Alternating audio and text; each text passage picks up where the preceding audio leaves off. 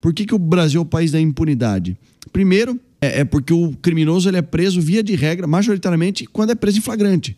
Se não fosse a falta de segurança jurídica, a impunidade que existe no Brasil, o que eu costumo falar, o sistema de porta giratória, o sistema de justiça criminal, que a gente prende 12, 13, 15, 30 vezes o mesmo criminoso que comete crimes graves. Se não fosse esse estado lamentável de impunidade, de insegurança, nós não teríamos esse espaço no debate. Pessoal, quero deixar essa entrevista incrível aqui com o secretário Derrite, aqui com Hugo Mota e outros convidados. Ele vai falar sobre segurança pública, sobre o que ele tem feito no estado de São Paulo e como o Congresso Federal, muitos, dali dentro da Câmara dos Deputados, têm trabalhado a favor da criminalidade, do bandido.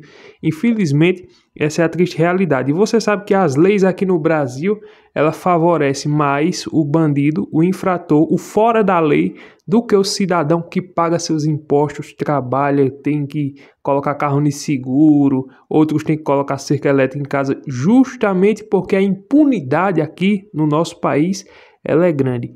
Eu vou deixar essa entrevista com vocês aqui. Antes, deixa o like, curte, comenta, compartilha, inscreva-se aqui no canal e bora assistir os melhores momentos dessa entrevista. Por que tem tanta gente que defende que você tem um cumprimento de pena onde o criminoso está na rua é uma coisa boa? Como é que pode alguém morar no Brasil, onde quase todo mundo já foi assaltado, e defender isso? São visões distintas, né? É aquele povo que é romântico, da teoria crítica, que acha que o bandido é um coitadinho vítima da sociedade. E aí os outros que começam a ganhar voz, e aí João Henrique, é o Mota, é o Derrite, e aqueles que constatam, na verdade, peraí, o crime é uma decisão racional, e o indivíduo, na hora de cometer um crime, ele toma essa decisão, e o principal fator que o leva a tomar essa decisão é o fator econômico. Crime é uma atividade econômica. Gary Becker. E aí você fala, peraí, então, o que a gente precisa fazer? A gente precisa fazer duas coisas. Dissuadir a vontade dele de cometer um delito, e quando ele comete, a gente precisa incapacitar, neutralizar a atuação dele. Para isso existe o sistema prisional. Então essa parte aqui de dissuasão entra muito na gestão, na governança e segurança pública dos estados. Agora, a incapacitação, eu dependo exclusivamente da lei, que não existe. O que a gente precisa fazer para encarecer o custo do crime? Aí você busca na legislação, o indivíduo que é preso em flagrante ou preso por investigação, ele tem direito, primeiro, audiência de custódia. Foi um Frankenstein criado pelo CNJ, que não tem competência legal para legislar. Mesmo assim, incorporou isso no nosso ordenamento jurídico. Depois, se ele passar pela audiência de custódia e permanecer preso, ele vai ter direito à visita íntima, à saída temporária, auxílio reclusão e a progressão de pena. Um criminoso que comete um crime que eu considero muito grave, que é um crime de roubo, que com uma arma de fogo aponta para a cara de um cidadão... Que a gente chama de assalto. Assalto. Via de regra, Mota, ele é condenado a 5 anos e 4 meses de prisão. E aí é que tá a falha, as pessoas confundem. Não, mas o Brasil precisa... a reforma do Código Penal não precisa. O que não existe no Brasil é execução criminal. Ninguém cumpre sentença no Brasil. O Código Penal, que, claro, cabe sim, precisa de uma reforma, não é um problema para nós. O problema é que ninguém cumpre a pena que é sentenciado. Não existe sentença condenatória. Existe, mas ninguém cumpre. O que deu certo nos países desenvolvidos na área de segurança pública. E aí eu encontro a teoria econômica do crime, Gary Stanley Becker. Conheço o professor João Henrique Martins, cientista político, especialista em combate a mercados ilícitos. Falou, peraí, se a coisa deu certo lá, por que a gente não traz para o Brasil? Então vamos encarecer o custo do crime. Vamos pegar a nossa legislação. Por que o Brasil é o país da impunidade? Primeiro, porque o criminoso ele é preso, via de regra, majoritariamente, quando é preso em flagrante. As investigações para crimes graves, o país todo, as polícias não dão conta, porque o número é muito grande. Então, é uma evidência de que o crime está em escala, assim, gigantesca. A gente está melhor ou pior do que naquela época em que a gente começou a falar de segurança pública? Se não fosse a falta de segurança jurídica, a impunidade que existe no Brasil, o que eu costumo falar, o sistema de porta giratória, o sistema de justiça criminal, que a gente prende 12, 13, 15, 30 vezes o mesmo criminoso que comete crimes graves, se não fosse esse estado lamentável de impunidade, de insegurança, nós não teríamos esse espaço no debate. Mas por conta disso, aí surge a oportunidade de novas lideranças aparecerem, de uma bancada no Congresso Nacional surgir e o tema ganhar relevância dentro do Congresso Nacional. O tema segurança pública hoje tem uma certa relevância e numa campanha, chegou a ser decisivo para uma campanha de governador de estado e tenho certeza que será para futuras eleições majoritárias no Brasil, inclusive para a presidência da República. Então, nesse contexto, eu vejo que o governador Tarcísio, pela prioridade que dá ao tema, a pasta da segurança pública, o fato de ter me convidado para assumir esse grande desafio, acho que é o maior dos indicativos, eu acho que ele tem acertado no sentido de priorizar o tema que é à frente de toda a população hoje em dia. Quais são as principais lições que você aprendeu como policial de rua, deputado federal e agora secretário? E segundo, o que está acontecendo na segurança pública de São Paulo? Eu sou um cara inconformado quando eu vejo um problema, e acho que quem está na vida pública tem que ser assim. Não que quem não esteja na vida pública, mas eu vejo um problema acontecendo, eu falo, não é possível. Ah, mas isso aqui ninguém resolve. Não, como assim ninguém resolve? Não, mas o PCC está muito grande. Não, mas não tem que estar grande, a gente tem que acabar com ele. Ah, mas você não vai conseguir. Eu falo, meu amigo, então um criminoso comete um crime condenado, ou seja, vamos lá, ele passou por todas essas etapas. O Ministério Público ofereceu a denúncia, o Judiciário condenou, condenado 5 anos e 4 meses, ele fica 6 meses preso. 8 meses, no máximo. E já volta para a rua. Então, essa progressão de regime, a gente precisa defender de maneira intransigente um instituto do cumprimento de pena no Brasil, que não existe. Qual é a origem dessa ideia no Brasil de que o preso não precisa cumprir a sua pena? De onde é que saiu isso? Houve um tempo no Brasil em que o preso cumpria a pena em regime fechado o tempo inteiro, e por que isso mudou? O Estado, é muito claro isso, a gente precisa deixar isso de maneira cristalina. Ele, por incompetência, transfere o custo de manter o criminoso sob controle para o cidadão. Então, o Estado, poderoso do jeito que tem dinheiro, tem recursos, tem funcionário público, ele diz, já dado que eu não consigo controlar o criminoso, então deixa o cidadão, às 4 horas da manhã no ponto de ônibus, se virar com ele. Inicia aí esse processo de você buscar elementos na literatura internacional. Por exemplo, nasce daí a ideia de que a função da pena é ressocializar e não controlar daí o criminoso. Que surge ressocialização.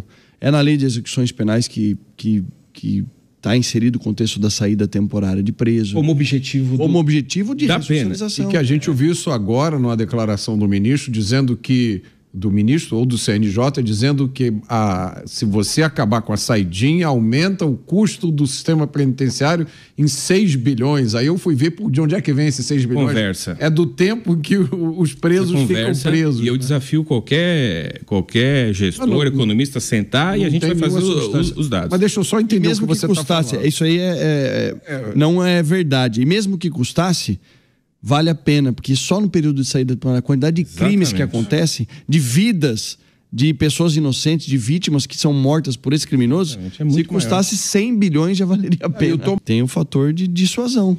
Daqueles que pretendem cometer o crime. Falam, não, eu não vou assaltar alguém, porque eu vou ficar 10 anos preso. Agora, a dissuasão, na verdade, ela acaba sendo no Brasil, posto que está a nossa legislação do jeito que ela acaba sendo um fator de incentivo e não de dissuasão. Porque fala, o cara comete crime daqui a alguns 3, 4 meses, 6 meses está na rua de novo. Sobre o argumento de que no final das contas o que ela precisa é ressocializar. Veja, colocar na lei que a função da pena é ressocializar é a mesma coisa de querer revogar a lei da gravidade por decreto. Ela vai continuar não tem evidência empírica, não tem evidência científica de que se você dá uma sentença e não cumpre a pena, faz o indivíduo deixar de cometer crime. A gente às vezes trata isso com um certo deboche, dizendo que é absurdo. Mas a gente precisa voltar para o debate e retirar isso da lei, porque é ela aí é difícil. Que dá o fundamento das decisões. Lá no Congresso, Mota, vou falar que para conseguir pegar um tema relevante como esse, primeiro e fazer com que isso vá para o plenário, eu até conto como foi que aconteceu. Na primeira eleição do presidente Arthur Lira, ele me chamou e falou: Derrite, você é da bancada da segurança, preciso da tua ajuda. Na primeira eleição dele. Na segunda ele venceu com folga, porque já tinha estruturado um trabalho, enfim. Eu falei: ô Arthur, e nós éramos do mesmo partido, Partido Progressista, do presidente Ciro Nogueira.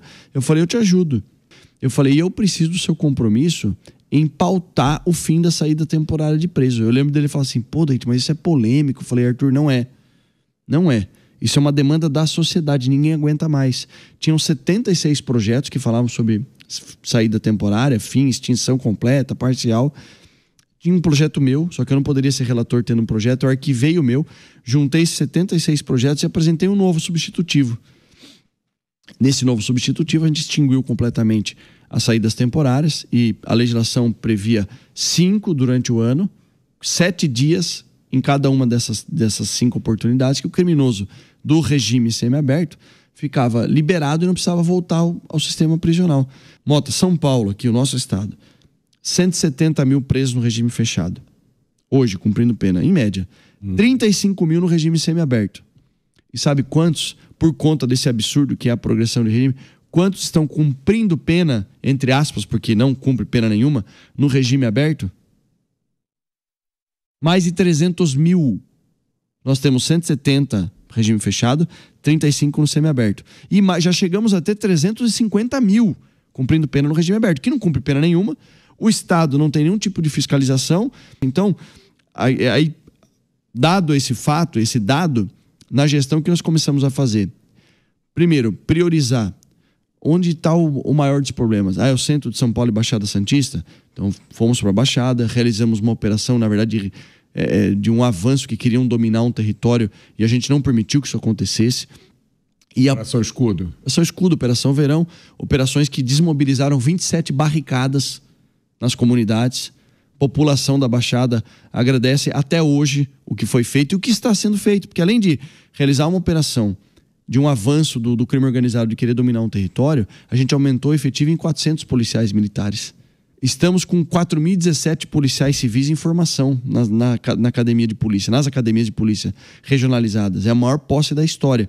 Infelizmente, tivemos o lamentável caso do sargento Roger Dias, que inclusive essa lei 14.843 leva o nome desse herói da Polícia Militar de Minas Gerais e um herói do Brasil. Ele faleceu porque um criminoso que estava gozando do benefício da saída temporária efetuou 3 disparos, ferindo fatalmente o sargento Roger Dias. E o senador Rodrigo Pacheco, que é de Minas Gerais, foi extremamente pressionado para pautar o projeto. Ficou claro que o dispositivo da saída temporária não só não favoreceu a ressocialização, como ela está na base da capacidade de organização da facção criminosa dentro do presídio para cometer ataques contra fora. O debate público é trazer esses dados à frente, não um debate filosófico sobre o que a ressocialização pode. Olha o efeito objetivo, quantas pessoas mais vão precisar morrer para descobrir que esse devaneio, esse mito sobre a ressocialização destrói vidas. Dois lados do debate, né? Um diz que o bandido é um pobre coitado, vítima da sociedade, tem que ser abraçado e acolhido. O outro que diz que bandido bom é bandido morto. Não resolve. E você tem... Ambos não resolvem. Não, e sabe o que é interessante? Aí a gente traz para um lado racional e fala: pessoal, experiências internacionais mostram que a gente precisa... Evidência, né? É isso. Segurança baseada Tira a emoção, traz um pouco para a razão, olha para o que os dados mostram, é um caminho natural. De novo, eu quero ressaltar, eu acho que o grande sucesso da questão da aprovação do projeto que acabou com a saída temporária foi ter construído um consenso em torno de um princípio, que é esse princípio. Porque, veja, Mota, vários deputados de esquerda votaram, inclusive contra a orientação do partido. A orientação do partido da liderança. Quando foi para o Senado, o líder do partido, ele abriu, não foi isso? Ele abriu o líder do governo, ele liberou a votação. Ele disse... Foi 62 votos favoráveis contra 2. No Senado. Só 2 senadores votaram contra. 62 senadores do PT, liberados pelo líder do governo, o senador Jacques Wagner, para votar a favor do fim da saída temporária. Porque o cidadão brasileiro, ele há 20 ou 30 anos, ele é doutrinado. Olha, se você for assaltado, não reaja, Coopere com o ladrão. E aí você aprende, né? O ladrão, o bandido é vítima da sociedade. Ele quer uma coisa que você tem e ele não tem, coitado. Né? Tem até gente falando que existe lógica no assalto, né? Esses absurdos. A gente ouve os maiores absurdos. E aí tem esse ecossistema de ONGs também, né? Cada um com o nome mais fofo que o outro. Mês a mês, indicadores de furto, de roubo. E aí vai bem ao encontro para refutar algumas críticas que a gente sofreu de românticos do crime aí, dizendo, nossa, aumentou a letalidade policial. Primeiro que não existe letalidade policial, existe letalidade criminal. É o criminoso que faz a opção em ser preso ou atirar no policial. E eu espero que o policial saia vivo sempre.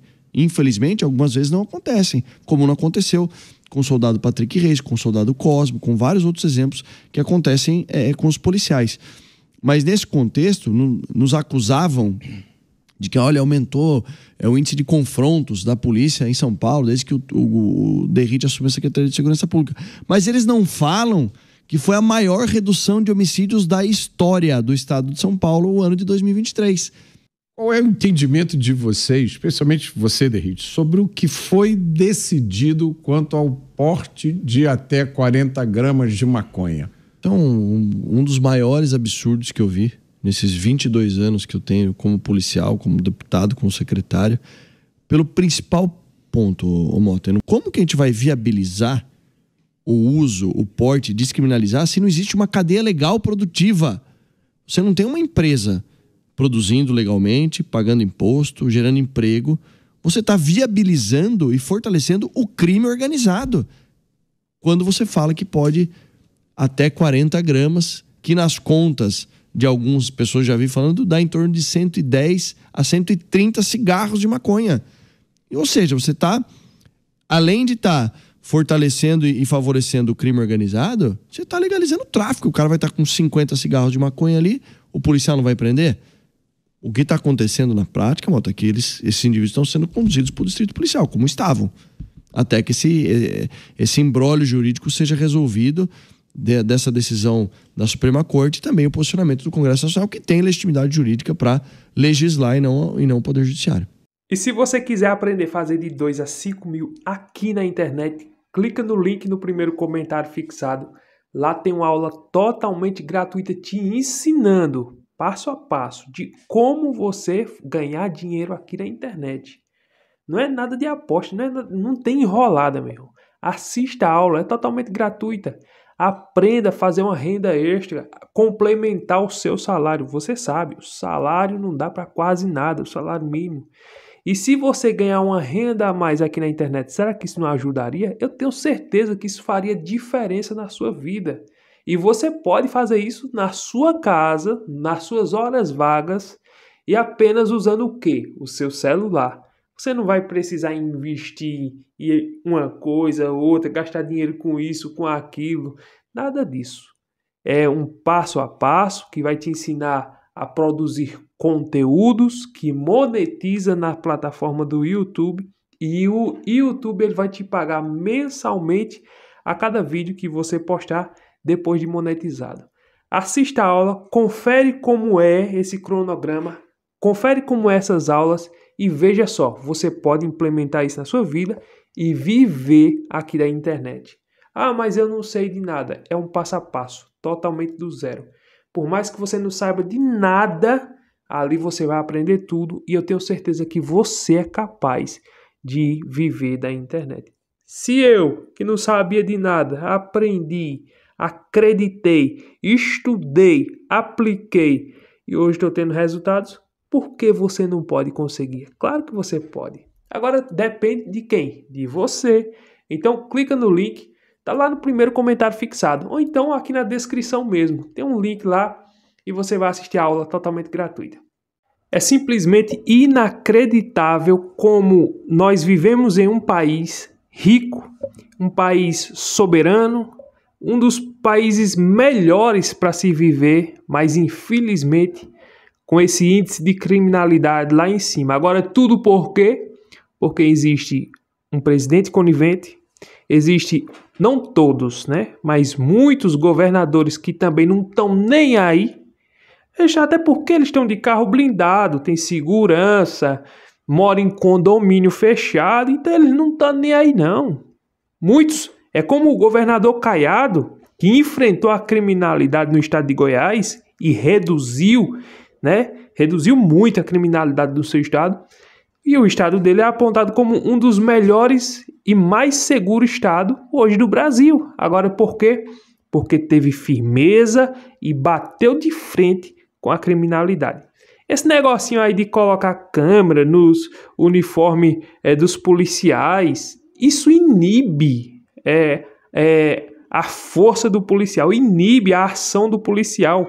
Porque o policial vai pensar o seguinte, peraí, eu vou enfrentar o crime, se eu der um tiro no bandido, o bandido morrer, isso pode ser usado contra ele. Com esse negocinho aí, com essa conversa dos direitos humanos, com essa conversinha aí, não, é porque tem que prender. É como o Caiado diz, lá vai lá os policiais, nos morros, nas favelas, aí o governo quer que o policial use arma não letal. O policial, tá lá os bandidos com fuzil, com .50, tudo bem preparado. Os policiais não têm esse armamento pesado que eles têm, para você ver como é as coisas. Aí, o que é que as leis e o governo quer que o policial haja? Vá lá com a arma não letal. Chegue lá, vai fazer o quê? Ô bandido, vocês se entregam ou qualquer coisa que vocês falar vai ser usado contra vocês. Os bandidos vão descer fogo em cima deles. Então, essa maneira como esse governo conivente, porque essa aqui é a verdade, porque quando você não enfrenta e não dá possibilidade, não deixa o policial livre para agir, você está sendo conivente com os bandidos, porque essa aqui é a triste realidade. Ah, não é, porque tem que preservar a vida do bandido.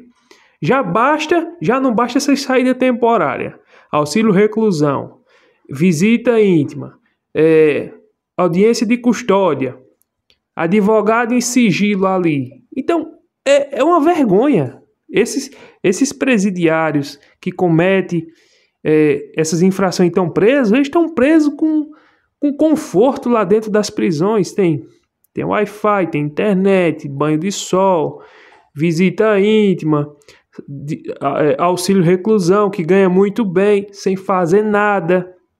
Sem falar que lá dentro dos presídios é uma faculdade onde eles vão se aprimorando, vão se combinando, vão articulando para quando saírem, e quando saem nessa saída temporária, sai para assaltar, sai para fazer um monte de coisa que não deve. Ou seja, isso não ajuda em nada. O que nós temos visto é que a criminalidade tem crescido. Por causa de quê? Culpa do policial? Não. Culpa das leis que inibe o policial e deixa o bandido folgado para fazer o que quiser. Até porque o bandido sabe que se ele fizer um assalto, ele vai preso de manhã, mais tarde ele está solto. Paga um advogado, paga uma fiança, está solto, está tudo bem. Ele tira a vida de uma pessoa, pega 3 anos de prisão na lei, mas com 1 ano já está livre, 1 ano, 2 anos já está livre já. E volta a cometer as mesmas coisas. Ali de 100%, se 1 ou 2% sair para mudar de vida é muito, porque a maioria sai pior do que o que entrou. Essa é a triste realidade e é justamente isso que nós temos visto aqui no Brasil. Se o presidente daqui tivesse firmeza, juntamente não só o presidente, mas com a Suprema Corte, porque são os maiores coniventes, aqueles que dizem guardar a Constituição, são os que mais pisam em cima dela e dá mais liberdade para que a criminalidade aconteça. Essa é a minha visão e essa é a triste realidade do que tem acontecido aqui no Brasil. Você vê só, um grande infrator, o André do Rap, um dos mais perigosos lá do Rio de Janeiro, foi solto por uma determinação de um juiz do Supremo Tribunal Federal. Aí a bandidagem olha para um negócio desse e, oxi, se um cara daquele porte, daquele nível de periculosidade foi solto, então tá tudo bem. É justamente isso. E fora que muitos deputados defendem não só a saída temporária, Mas os direitos humanos, e esses direitos humanos não, o bandido é a vítima da sociedade, tem que tratar ele bem, não sei o quê, aquele carinho todo com ele, porque não é você que está nas mãos de um infrator desse, porque não é você que cai nas mãos de um sequestrador, de um assaltante que não só assalta, mas tira a vida da pessoa. Essa é a triste realidade. Então, infelizmente, é poucos. O Derrite é um exemplo de secretário.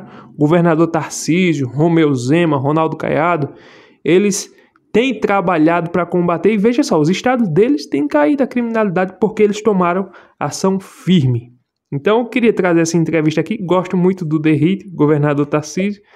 E tem que mudar não só a legislação, mas o líder do Brasil. Porque se tiver um líder firme que queira combater, tenho certeza que as ações ficam mais fáceis para a vida do policial e mais confortável também para a vida do cidadão.